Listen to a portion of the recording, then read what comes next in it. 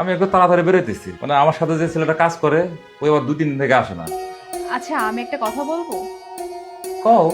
তুমি তো আমাকে শৌচাগার চাকরি করে পড়াশোনা করাও। আচ্ছা, ধরো যে একদিন আমার ফ্রেন্ডের সামনে তুমি পড়ে গেলা, যদি আমি তোমাকে পরিচয় না দেই, তুমি আবার কষ্ট পাবা না তো? তা তুমি কি যে কও, পরিচয় না দিলে না দিলা, সমস্যা নাই। আমি শৌচাগারে চাকরি করি, এটাই আমার বড় পরিচয়। আচ্ছা, এগুলো উল্টা পাল্টা চিন্তা করবো না, ঠিক আছে? আমার দেরি হয়ে যাইতেছে, আমি যাই। আচ্ছা ঠিক আছে। আচ্ছা মামা, তোর একটু দাঁড়া, আমি একটু ওয়াশরুম থেকে আসতেছি। আমি বুঝি না সাজিদ, তোকে নিয়ে কোথাও আমি গিয়ে শান্তি পাই না।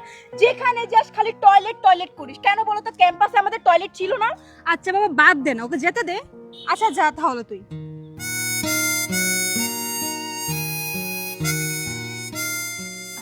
আচ্ছা শোন, তুই একটু দাঁড়া, আমি আসতেছি।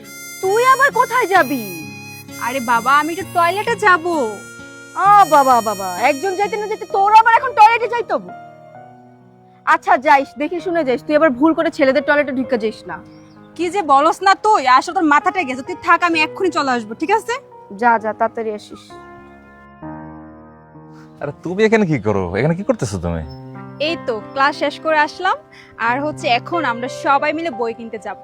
এদের ভিতরে আমার ফ্রেন্ড টয়লেটে গিয়েছে, ওই যে দেখো আমার বান্ধবী দাঁড়িয়ে আছে। আচ্ছা, তুমি কি এখানে কাজ করো? হ্যাঁ, আমি এখানে ডিউটি করি। আচ্ছা তুমি যাও, তোমার বন্ধুরা যদি এখানে তোমার দেখে ফেলে তাহলে অন্য কিছু ভাববে।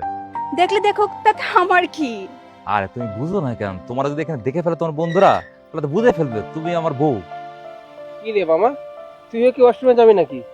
তোর এতক্ষণ লাগে বাথরুম করতে? আমরা তো বই কিনতে যাব বাবা। তোদের সাথে পরিচয় করে দিই, এই হচ্ছে আমার হাজবেন্ড দুলাল।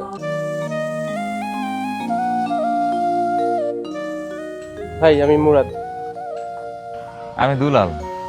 আপনার কথা অনেক শুনেছি ওর মুখে। বলছে আমার বউ।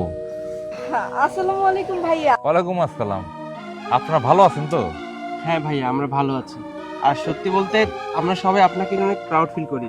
কারণ কি জানেন, এই যে আপনি ওয়াশরুমের কাজ করে, এখানে পাহারা দিয়ে আমাদের বান্ধবীটাকে এত সুন্দরভাবে পড়াশোনার কাছে সাহায্য করছেন, এটার জন্য তো আপনাকে অবভিয়াসলি সম্মান জানাতেই হয়।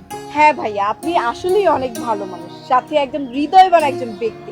চলেন, আজকে যেহেতু আপনার সাথে দেখা হয়ে গেল, একসাথে চা খাওয়া যাক। তোরা দুজন বরং যা, আমি ওকে নিয়ে আসতেছি, ঠিক আছে?